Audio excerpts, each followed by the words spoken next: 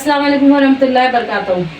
इसके पहले मैंने आपको एक वीडियो में बता चुकी हूँ कि जैसे हमने खाद और फर्टिलाइज़र में डिफरेंस पढ़ना था, उनमें फ़र्क पढ़ना था, तो हमने वो पढ़ लिए। ठीक है, अब हमारा अगला मराहिल आता है खेती करने का या ज़राअत करने का।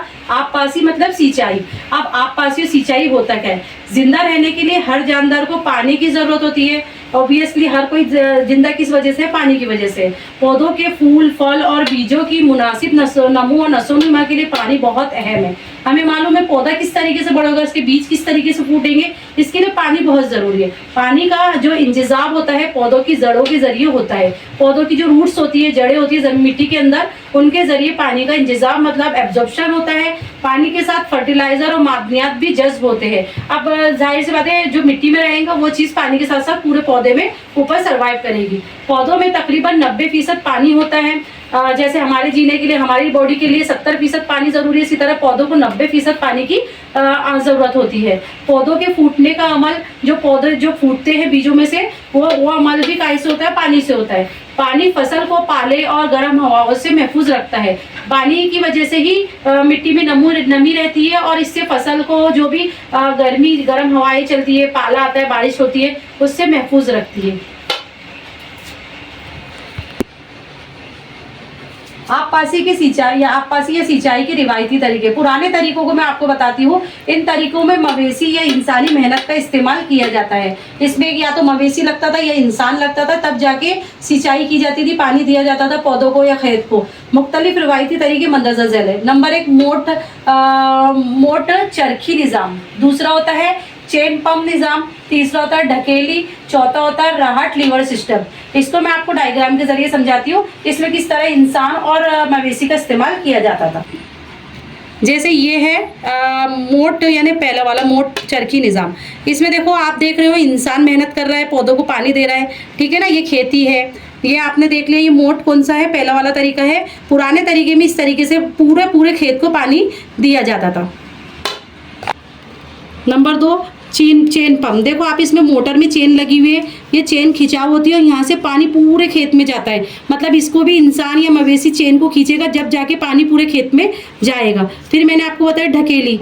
अब ढकेली क्या होता है? देखो आप, इसमें पत्थर बना होता है और पत्थर को कुछ हटाया जाता है और इंसान यहाँ पर खड़ा रहता है और कुएं से पानी पूरे पौधे में दिया जाता है। नंबर 4 आपको बताइए राहट या लीवर सिस्टम। देखो आप, चक्के में यानी ये बेल घूमते जाएगा और ये पानी, ये चक्के में पूरे डब्बे बने रहते हैं। ये पानी में गोल गोल घूम के पानी निकलते जाता है और खेत में जाता है। इसमें पंप का इस्तेमाल आमतौर से पानी को खींचने में किया जाता है। पंप चलाने के लिए डीजल, बायोगैस, बिजली और शमसी तवानाई का इस्तेमाल किया जाता है। 3 जदीद तरीके मतलब न्यू निज़ाम या न्यू सिस्टम हम कह सकते हैं। ये 2 तरीके से होते हैं सिंचाई के लिए, छिड़काव निज़ाम, ड्रॉप निज़ाम।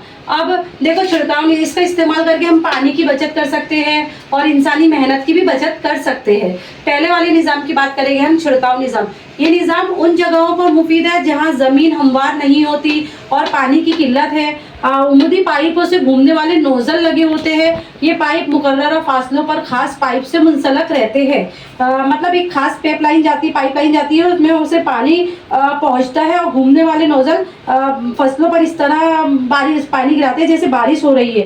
रेगिस्तानी मिट्टी और रेतीली मिट्टी के लिए ये निज़ाम बहुत मुफीद है। अब इसका डायग्राम मैं आपको बताती हूँ तो और अच्छे से समझ में आएगा। जैसे ये देखो, ये कुआं है, मोटर लगी है, ये मेन पाइप सब जगह बिछा हुआ है। अब इसमें छोटे छोटे पाइप आप ऊपर देख रहे हो उठे हुए यहाँ पर, तो ये नोजल लगे रहे तो गोल गोल घूमते हो, बारिश जैसे पूरी फसल पे पानी गिर जाता है। तो ये जदीद तरीका है छिड़काव निज़ाम। दूसरा है ड्रॉप निज़ाम, वो भी मैं आपको समझा देती हूँ। दूसरा निज़ाम है ड्रॉप निज़ाम। देखो आप, इसमें भी वो कुआं है, मोटर लगी हुई है, ये मेन पाइप है। अब एक एक बूंद हर पौधे के पास गिर रही है, मतलब ये ड्रॉप निज़ाम है। तो ड्रॉप निज़ाम में, इस निज़ाम में बूंद करके पानी जड़ों में गिरता रहता है, इसे ड्रॉप निज़ाम कहा जाता है।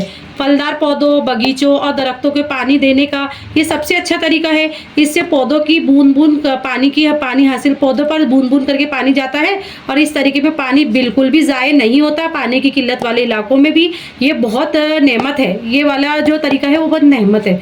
ठीक है, अब यहाँ तक कि आपको समझ में आ गया होगा। अब मैं जो है अगला टॉपिक एक वीडियो में अलग से बनाऊंगी, ये वीडियो बहुत लंबी हो रही है।